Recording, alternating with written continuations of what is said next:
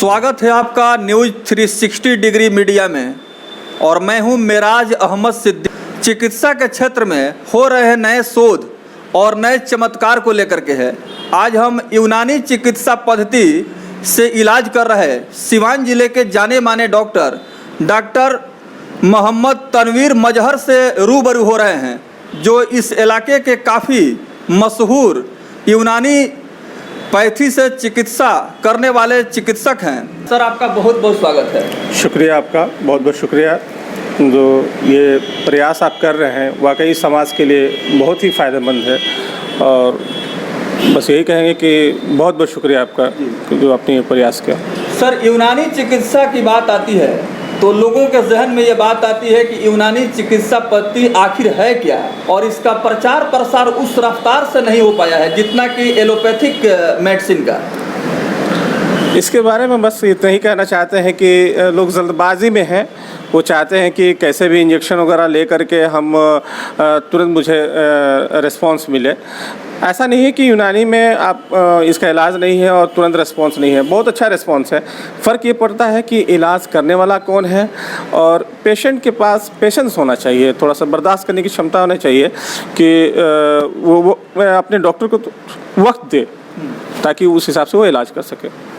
चूँकि लोगों के पास समय का अभाव है और अक्सर देखा जाता है कि लोग जल्दबाजी में फ़ैसला लेते हैं। एलोपैथिक मेडिसिन के तरफ लोगों का रुझान इसलिए है कि एलोपैथिक मेडिसिन काफ़ी तेज़ी से रिस्पॉन्स देता है और अन्य पैथ में यह देखा गया है कि थोड़ा सा समय लगता है और इतना समय देने के लिए मरीज के पास समय नहीं होता है। तो हम यूनानी चिकित्सा पद्धति के विशेषताओं के विषय में डॉक्टर मोहम्मद तनवीर मजहर से चर्चा कर रहे हैं। आइए जानते हैं कि यूनानी चिकित्सा पद्धति के विषय में ये क्या सुझाव दे रहे हैं। जैसे बैक पेन की बात हो या शरीर से संबंधित कोई भी दर्द हो, जॉइंट पेन हो, इसके लिए इनके पास किस तरह का कारगर इलाज मौजूद है। सर, दर्द की समस्या से कैसे निजात मिले? देखिए सर, ये दर्द की समस्या ये जानना ज़रूरी है कि दर्द किस वजह से हुआ, वजह जानना बहुत ज़रूरी होता है। बिना वजह जाने आप इलाज नहीं कर सकते हैं। अगर यूनानी जो है और एलोपैथ में डिफरेंस यही है कि यूनानी जो है किसी भी चीज़ को वो डिफ्रेंशिएट करके जाता है और ये जानना चाहता है कि पॉजिटिव एजेंट क्या है। उसी तरह से यूनानी भी करता है, लेकिन यूनानी 4 चीज़ों पर ज़्यादा ध्यान देता है। मिजाज पे खासकर ध्यान देता है ना। मिजाज में जैसे सफरा है, सौदा है, बलगम है, दम है।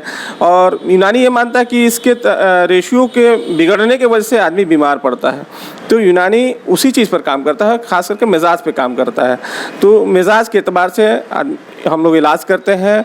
और पेन मैनेजमेंट, खास करके बैक पेन के लिए हम लोग इलाज के साथ साथ इलाज भी तदबीर भी करते हैं, जिसको रेजिमेंटल थेरेपी भी कहा जाता है। जैसे हम लोग मसाज करते हैं, कपिंग करते हैं, वेपर देते हैं, वेपराइजेशन इसको बोला जाता है। बहुत सारी जड़ी बूटी डाल करके, जैसे कि इसकर है, बंडाल है और बहुत सारी हैं जो चीज़ें हम लोग डाल करके वेपर देते हैं। इससे पेशेंट को इंस्टेंट रिलीफ मिलता है। जब मसाज करने के बाद एकदम इंस्टेंट रिलीफ मिलता है।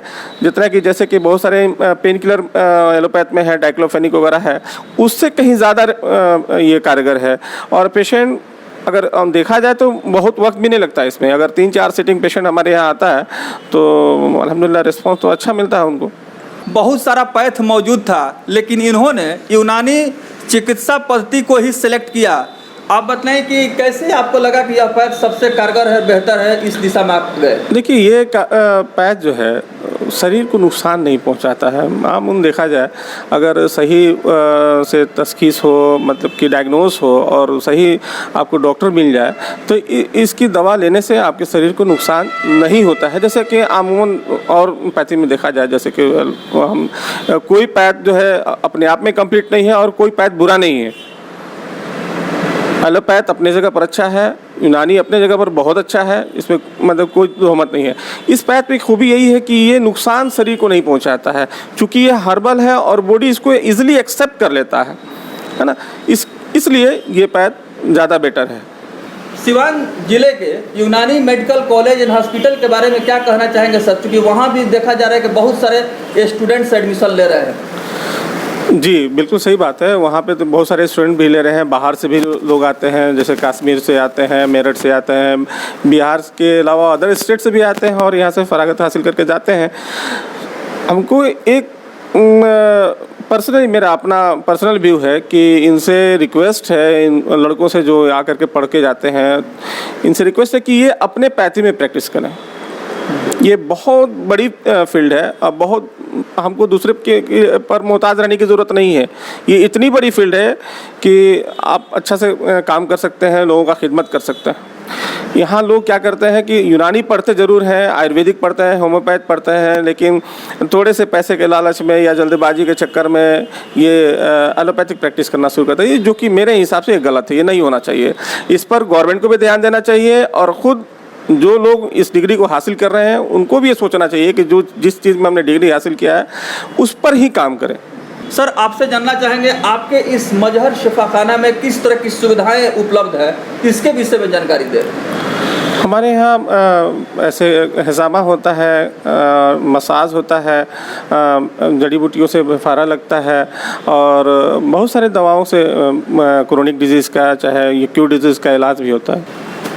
यूनानी चिकित्सा पद्धति के विषय में विस्तार से प्रकाश डाल रहे हैं सिवान जिले के जाने माने Unani medical practitioner doctor Mohammad Tanveer Mazhar, जो लगातार यूनानी चिकित्सा पद्धति के माध्यम से समाज को, आवाम को और विशेष करके रोग से प्रभावित लोगों को अपना सेवा मुहैया करा रहे हैं और यूनानी चिकित्सा पद्धति को डेवलप करने के लिए तेज गति से विस्तार और विकास के पटरी पर दौड़ाने के लिए इन्होंने संकल्प भी लिया है कि लगातार दिन रात एक करके इस पद्धति को समाज के तमाम समुदायों तक पहुंचाने का हमारा लक्ष्य है, क्योंकि इस पद्धति में सुरक्षा है, बचाव है।